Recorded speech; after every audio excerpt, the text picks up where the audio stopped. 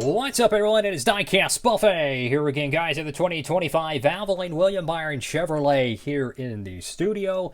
Let's go ahead and open up the diecast after taking a look at the box. Alright, folks, here we go with today's diecast review. The Valvoline car returns for 2025. Here is William Byron's version of the paint scheme. Kyle Larson has a Valvoline car as well, but his car is mostly that red, orangish color to it. It's mostly red, but just a drop of orange into it. This one more or less has kind of almost a sky blue to a medium tone blue. Very, very cool how both cars have each color almost of the chevron or ribbon Valvoline logo, which I think is pretty creative. So anyways, we're going to go ahead and get the diecast out of the box and get a closer look. And here we go, folks, diecast out of the box. And what a cool looking livery we have here in the studio. Massive W, in my opinion, Valvoline updating William Byron's car. I remember his, 2023 paint scheme. I wasn't a huge fan of it, I'm going to be honest with you. And looking at the 2025 edition of the Valvoline car, so much better, in my honest opinion. Great job kind of rebranding back to more of the early 2010 style Valvoline, logos. I really like that a lot more than the early 20s style that they were kind of doing. I mean, Larson's cars, in my opinion, looked good, but the Valvoline Byron cars, I don't know, man. Something about it needed a little bit better, in my opinion. So you got Byron right there on the front windscreen. You have this interesting kind of white outlining around there. So it adds a little bit more depth. You have the navy blue top of the car, but the majority of the car is painted with this kind of a lighter shade of blue. Not sky blue, but not medium tone blue. I don't know what you would really call it, to be honest with you. You have Valvoline right there in the hood. You have your hood vents there. Give you a little bit extra detail with the shadowing. Go to the front of the car. This looks cool. Got the white, got the red, the dark blue. Very modern. I like that, how like from this angle you can't see the navy blue much around the top of the car. That's actually a pretty cool look to it. 24, Sunoco Hendrick Motorsports.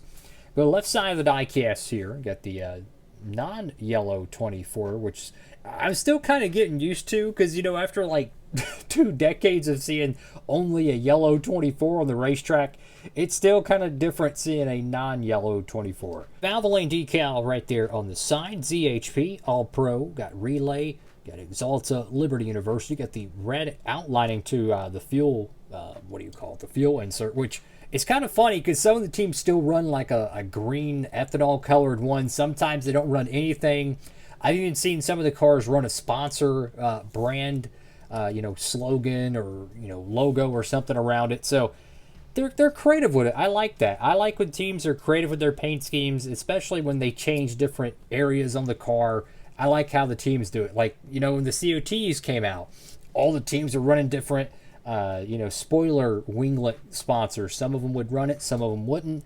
With the next-gen car, we've seen some of the teams run sponsors on the A-pillar and even on the front of the hood here. We've even seen it on the spoilers of some of the cars. So just cool to see how they're all innovative and try different things. Got William Byron there. Your one race win sticker, which I believe is the Daytona 500. He did win Iowa, so this car was obviously produced before then, so naturally it wouldn't be on there. HendrickCars.com, Valvoline. Got on the B post, you have Chevrolet, Exalta, Cincinnati Industries, Mac Tools, and Simeon's. Got Cup Series. That decal's a little bit wonky jaw there. Got Goodyear. Like the little livery on the side, the little sharp angles, kind of modern look to it. Go to the back panel of the diecast, you have America's First Motor Oil brand. Originals never stop. Number 24, Chevrolet. You have the Valvoline decal there. The ZL1, got the bow tie there. It's such an interesting livery in terms of all the shapes, because none of the shapes kind of, they're not easy to describe because they're just kind of random, but they're modern at the same time. So I like that. It's something different. Go to the right side of the diecast here. And you get, once again, just really good sponsor placement with the Valvoline logo. I don't like it when they just put a little logo here and they do nothing over here. Just use the whole side panel. Like, if you look at the Busch Light cars that Ross Chastain runs, they literally take up this whole section of the car. I'm like, that's great. That's how it should be.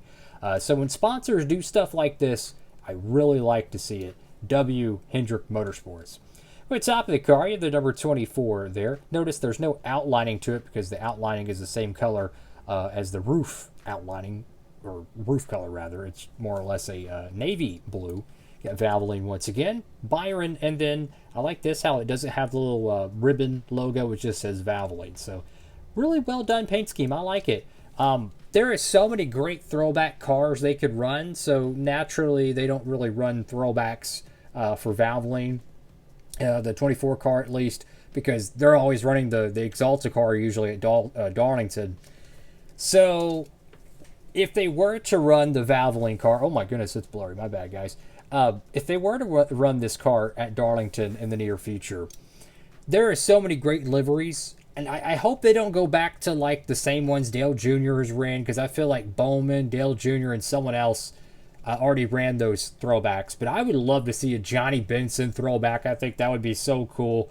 A Scott Riggs, heck, even Patrick Carpentier. I mean, there are so many great Valvoline paint schemes throughout the years. Even the Kenseth's 2012 Bristol Knight car, that one was really cool. It's like a green Valvoline car.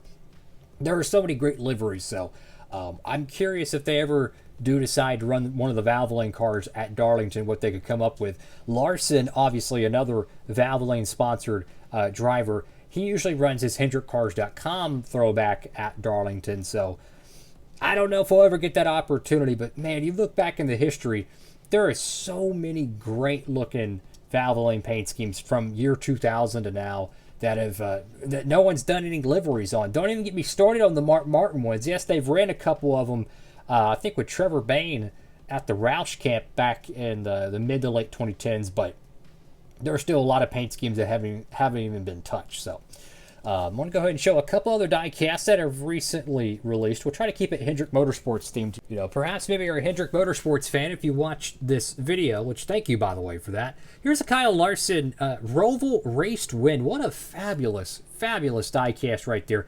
Highly, highly recommend picking that one up. One of my favorite Kyle Larson raced wins ever produced. Technically, this is not a Hendrick, diecast, but their junior motorsports program is essentially, part of Hendrick Motorsports. He had that Connor Zilic KOA RV Share Chevrolet. That's a really, really cool car. And my favorite diecast of 2025, I know it's not Hendrick, but dadgummit, it's a Red Bull Shane Van Gisbergen. I cannot stress it enough. At the time of this video, Circle B has these in stock. I have no idea how many they're going to have in stock. Get them while you can. 124s, 164s, get them while you can. Just saying, try getting his WeatherTech car from 2025. Okay? Try getting that diecast. Yeah, it's not easy. Try getting his Chicago raced win from 2023. I'm just saying, SVG diecasts are drying up pretty quick, so can't stress it enough. Get it while you can. That's all for now. Thank you all for watching the video. Hope you have a blessed one. Fantastic Valvoline car, man. It'd be really cool if maybe in the coming years or whatever, if they could do a Valvoline promo diecast in a Valvoline oil bottle like they used to do with Johnny Benson. I think that would be so cool. Like a 2-pack set, have Kyle Larson and William Byron's Valvoline cars and like a 2020 whatever bottle of Valvoline oil, no oil in it, but just the packaging. That would be really, really cool. That's all for now. Diecastbuffet, signing off.